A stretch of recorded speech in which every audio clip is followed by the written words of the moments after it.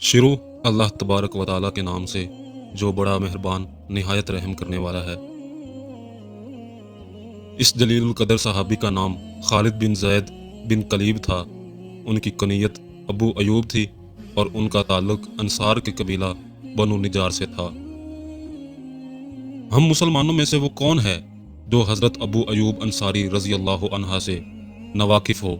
اللہ تعالیٰ نے سارے مسلمانوں کے مکانات کو چھوڑ کر ان کے مکان کو اس وقت اپنے رسول صلی اللہ علیہ وآلہ وسلم کے قیام کے لیے منتخب فرمایا جب وہ مکہ مکرمہ سے ہجرت کر کے مدینہ منورہ تشریف لائے۔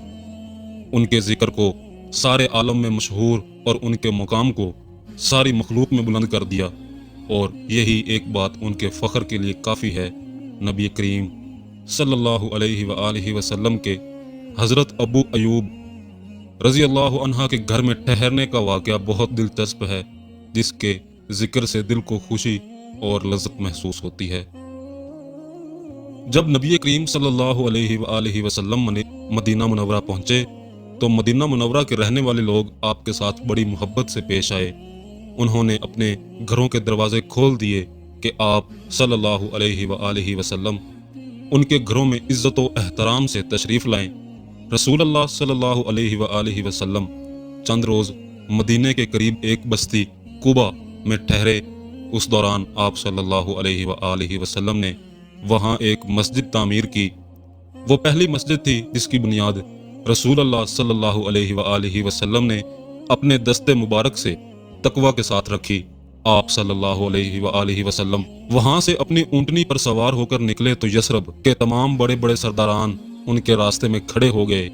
یاد رکھیے گا، یثرب مدینہ منورہ کا پرانا نام تھا۔ ہجرت نبوی کے بعد مدینہ کے لوگوں نے اس کا نام مدینہ النبی یعنی نبی کا شہر رکھ دیا۔ ان میں سے ہر ایک کے دل میں یہ آرزو تھی کہ وہ رسول اللہ صلی اللہ علیہ وآلہ وسلم کو اپنے گھر میں قیام کرنے پر آمادہ کرنے کا شرف حاصل کر لیں۔ یثرب کے تمام سردار باری باری اونٹنی کے آگے کھڑے ہو جاتے اور اس کا راستہ روک کر عرض کرتے، اے اللہ کے رسول، آپ ہمارے یہاں قیام فرمائیں۔ ہم اپنی قوت، ساز و سامان اور کثیر افراد کے ذریعے آپ کی پوری حفاظت کریں گے۔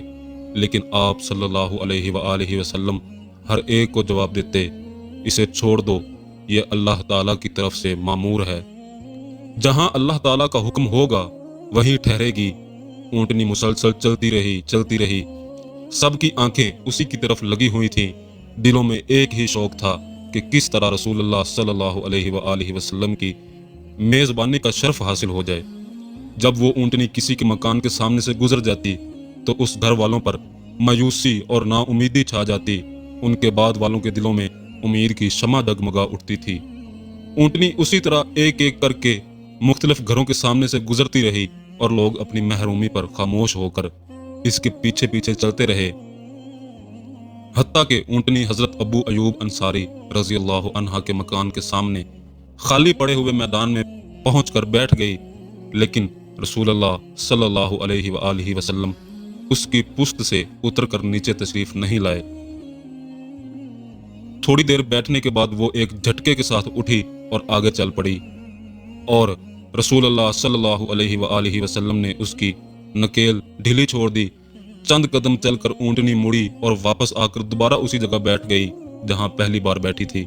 یہ دیکھ کر حضرت ابو ایوب انصاری رضی اللہ عنہ کا دل خوشی سے باغ باغ ہو گیا، اور رسول اللہ صلی اللہ علیہ وآلہ وسلم کا استقبال کرنے کے لیے تیزی کے ساتھ لپکے۔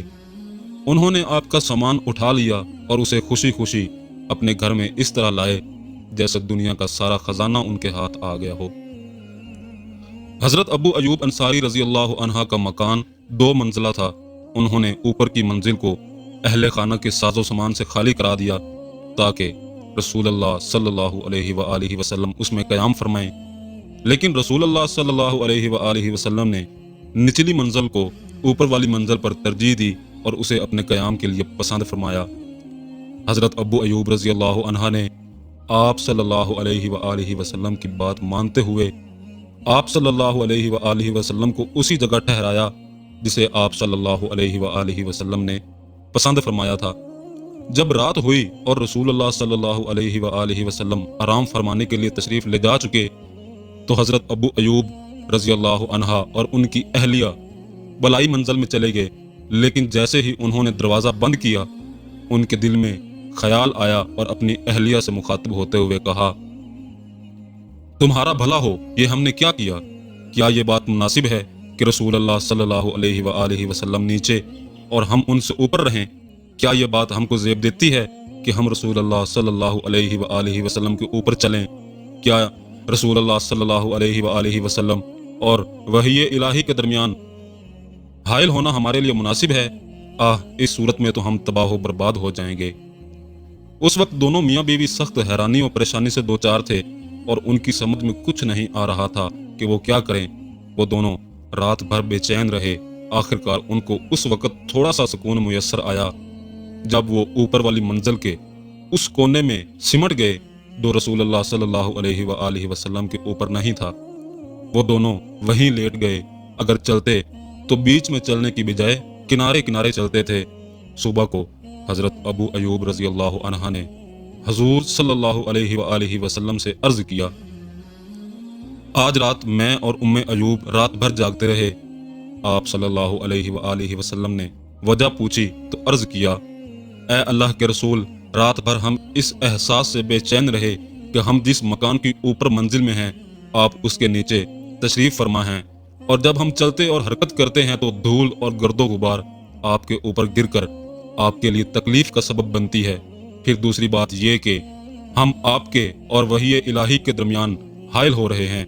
رسول اللہ صلی اللہ علیہ وآلہ وسلم نے ان کو تسلی دیتے ہوئے فرمایا، اے ابو ایوب، اس کی فکر اور پرواہ مت کرو، چونکہ لوگ بکثرت میرے پاس ملنے کے لیے آتے رہتے ہیں، اس لیے نیچے ہی رہنا میرے لیے زیادہ مناسب اور آرام دہ ہے۔ حضرت ابو ایوب رضی اللہ عنہ کہتے ہیں کہ میں رسول اللہ صلی اللہ علیہ وآلہ وسلم کا حکم مانتے ہوئے اوپر والی منزل میں ہی رہا، یہاں تک کہ ایک ٹھنڈی رات کو ہمارا پانی کا مٹکا ٹوٹ گیا اور اس کا پانی اوپر والی منزل کے فرش پر پھیل گیا۔ ہم دونوں میاں بیوی اس کے پھیلے ہوئے پانی کو جذب کرنے کی طرف متوجہ ہوئے۔ اس وقت ہمارے پاس استعمال کے لیے صرف ایک ہی کمبل تھا، اس خوف سے کہ کہیں یہ پانی نیچے ٹپک کر رسول اللہ صلی اللہ علیہ وآلہ وسلم کے لیے پریشانی کا سبب نہ بن جائے۔ ہم نے اسی کمبل میں پانی کو جذب کر لیا۔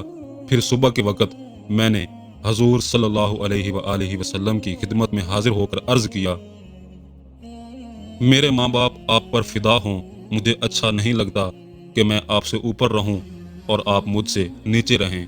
میں نے رات کو پیش آنے والا پانی کا واقعہ آپ صلی اللہ علیہ وآلہ وسلم کو سنایا اور آپ صلی اللہ علیہ وآلہ وسلم سے اوپر والی منزل میں منتقل ہو جانے کی درخواست کی۔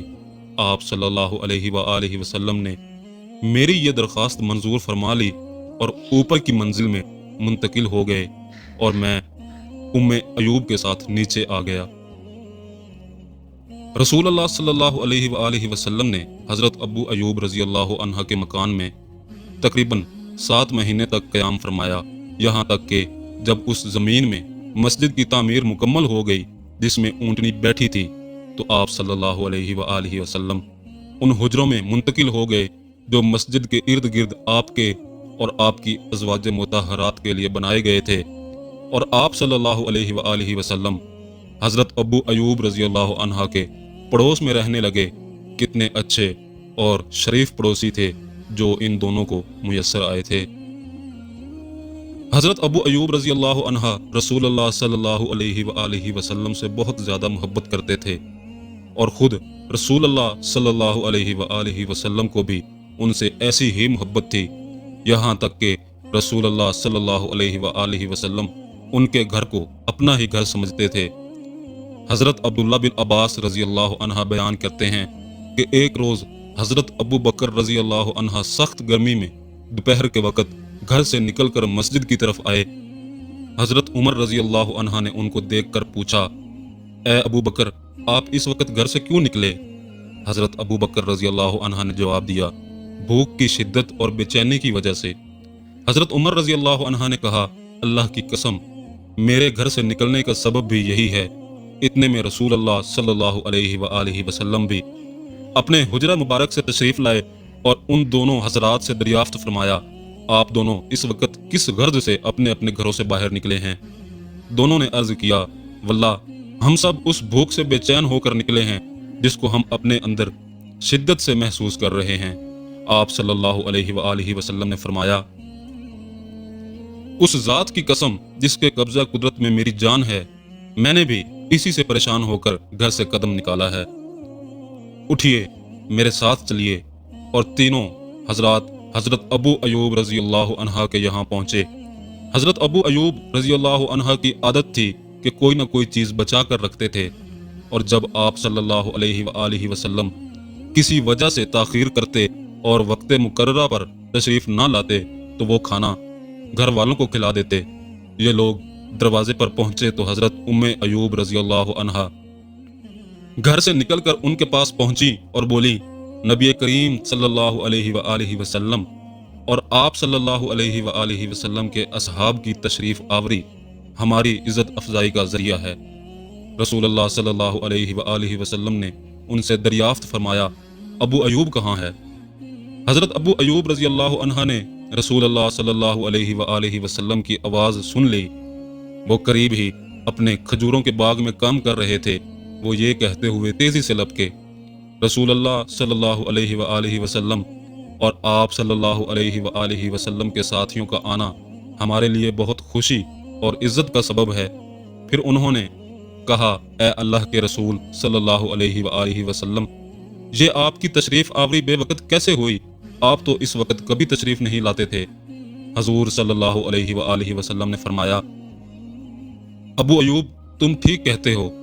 پھر حضرت ابو ایوب رضی اللہ عنہ باغ میں گئے اور اس میں سے کھجوروں کا ایک گچھا کاٹ لائے جس میں خشک، تازہ اور نیم پختہ قسم کی کھجوریں لگی ہوئی تھیں۔ پیارے نبی صلی اللہ علیہ وآلہ وسلم نے اسے دیکھ کر فرمایا، اسے کاٹنے کی کیا ضرورت تھی؟ تم نے اس میں سے صرف پکی ہوئی کھجوریں ہی کیوں نہیں توڑ لی؟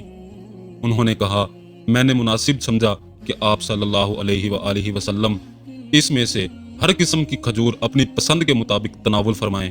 اس کے علاوہ میں آپ کے لیے ایک بکری بھی ذبح کروں گا۔ تو آپ صلی اللہ علیہ وآلہ وسلم نے فرمایا، اگر ذبح کرنا ہے تو دودھ والی بکری مت ذبح کرنا۔ پھر حضرت ابو ایوب رضی اللہ عنہ نے بکری کا ایک سالہ بچہ لیا اور اسے ذبح کر دیا۔ پھر انہوں نے اپنی اہلیہ سے کہا، ایوب کی ماں، آٹا گوندھ کر ہمارے لیے روٹیاں پکا لو، تم بہت عمدہ روٹیاں پکانا جانتی ہو۔ اس کے بعد انہوں نے آدھا گوشت پکایا اور آدھے کو بھون لیا۔ جب کھانا پک کر تیار ہو گیا اور نبی کریم صلی اللہ علیہ وآلہ وسلم اور آپ کے دونوں ساتھیوں کے سامنے رکھ دیا گیا تو رسول اللہ صلی اللہ علیہ وآلہ وسلم نے گوشت میں سے ایک ٹکڑا لیا اور اس کو روٹی میں رکھ کر فرمایا، اے ابو ایوب، یہ ٹکڑا جلدی سے فاطمہ کو دے آؤ، اس کو کئی دنوں سے ایسا کھانا نہیں ملا۔ پھر جب سب لوگ کھانا کھا چکے تو نبی کریم صلی اللہ علیہ وآلہ وسلم نے فرمایا، روٹی، گوشت، خشک، تازہ اور نیم پختہ۔ یہ کہتے ہوئے آپ صلی اللہ علیہ وآلہ وسلم کی آنکھوں سے آنسو جاری ہو گئے اور پھر ارشاد فرمایا، قسم اس ذات کی جس کے ہاتھ میں میری جان ہے، یہی وہ نعمتیں ہیں جن کے متعلق قیامت کے دن تم سے سوال کیا جائے گا۔ جب تم کو اس قسم کی نعمتیں ملیں اور تم انہیں کھانے کے لیے ہاتھ میں لو تو کہو بسم اللہ، اور جب کھا چکو تو اس دعا سے اللہ کا شکر ادا کرو۔ اللہ کا شکر ہے جس نے ہمیں سیر کیا اور ہم پر اپنا انعام اور فضل فرمایا۔ پھر آپ صلی اللہ علیہ وآلہ وسلم جانے کے لیے اٹھ کھڑے ہوئے اور چلتے چلتے حضرت ابو ایوب رضی اللہ عنہ سے فرمایا، کل ہمارے پاس آنا۔ آپ صلی اللہ علیہ وآلہ وسلم کا معمول تھا کہ جب کوئی شخص آپ کے ساتھ احسان کرتا تو آپ صلی اللہ علیہ وآلہ وسلم اس بات کو پسند کرتے تھے کہ اس کے احسان کا بدلہ چکا دیں۔ حضرت ابو ایوب رضی اللہ عنہ حضور صلی اللہ علیہ وآلہ وسلم کی یہ بات سن نہیں سکے تو حضرت عمر رضی اللہ عنہ نے ان سے کہا، ابو ایوب، رسول اللہ صلی اللہ علیہ وآلہ وسلم فرما رہے ہیں کل تم میرے پاس آنا۔ حضرت ابو ایوب رضی اللہ عنہ نے کہا، رسول اللہ صلی اللہ علیہ وآلہ وسلم کا حکم میرے سر آنکھوں پر۔ جب دوسرے دن حضرت ابو ایوب رضی اللہ عنہ رسول پاک صلی اللہ علیہ وآلہ وسلم کی خدمت میں حاضر ہوئے تو آپ صلی اللہ علیہ وآلہ وسلم نے ان کو ایک کنیز جو آپ صلی اللہ علیہ وآلہ وسلم کی خدمت کیا کرتی تھی یہ کہتے ہوئے عنایت فرمائی، اے ابو ایوب، اس کے ساتھ حسن سلوک سے پیش آنا، یہ جب سے ہمارے پاس ہے ہم نے اسے نہایت ہی نیک اور فرما بردار پایا ہے۔ وہ کنیز کو لیے ہوئے گھر لوٹے، جب ام ایوب رضی اللہ عنہا نے دیکھا تو بولی، ابو ایوب یہ کنیز کس کی ہے؟ انہوں نے جواب دیا، ہماری ہے، نبی کریم صلی اللہ علیہ وآلہ وسلم نے ہمیں عنایت فرمائی ہے۔ یہ سن کر ام ایوب رضی اللہ عنہا نے کہا، کتنا عظیم ہے عطا کرنے والا اور کتنا عمدہ ہے یہ عطیہ۔ حضرت ابو ایوب رضی اللہ عنہ نے دوبارہ کہا، اور حضور صلی اللہ علیہ وآلہ وسلم نے ہم کو اس کے ساتھ حسن سلوک کی تاکید فرمائی ہے۔ ان کی بیوی نے پوچھا، ہم اس کے ساتھ کون سا رویہ اختیار کریں کہ آپ صلی اللہ علیہ وآلہ وسلم کی ہدایت پر پورا عمل کر سکیں؟ حضرت ابو ایوب رضی اللہ عنہ نے حل پیش کرتے ہوئے کہا، اللہ کی قسم، رسول اللہ صلی اللہ علیہ وآلہ وسلم کی ہدایت پر عمل کرنے کی اس سے بہتر کوئی صورت نہیں ہو سکتی کہ اس کو آزاد کر دیں۔ حضرت ام ایوب رضی اللہ عنہا نے ان کی تائید کی اور کہا، آپ کی رائے بالکل صحیح ہے اور آپ کو درست بات کی توفیق ملی، اور حضرت ابو ایوب رضی اللہ عنہا نے کنیز کو آزاد کر دیا۔ یہ حضرت ابو ایوب رضی اللہ عنہا کی عام اور روزمرہ زندگی کے چند واقعات تھے۔ اگر آپ کو ان کی مجاہدانہ اور زمانہ جنگ کی زندگی کے واقعات دیکھنے کا موقع ملے تو یقیناً آپ حیران رہ جائیں گے۔ انہوں نے اپنی پوری زندگی ایک غازی اور مجاہد کی طرح گزاری۔ آپ کے متعلق یہ بات مشہور ہے کہ وہ حضور صلی اللہ علیہ وآلہ وسلم کے زمانے سے لے کر حضرت معاویہ رضی اللہ عنہ کے دور تک کسی غزوے سے پیچھے نہیں رہے جو مسلمانوں کو پیش آیا، سوائے اس کے کہ کسی دوسری جگہ پر ان کی تشکیل ہوئی ہو۔